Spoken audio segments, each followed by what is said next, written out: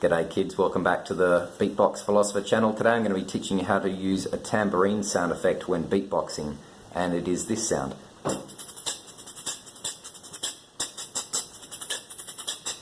So that's a little bit of air coming out between your lips, and the shape of your tongue or the movement of your tongue is like ticka ticka ticka ticka ticka ticka tick.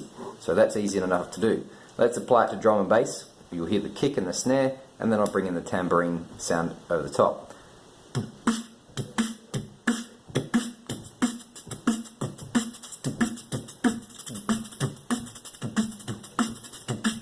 So the sound is really just this tiny little lip hole and going. That's it.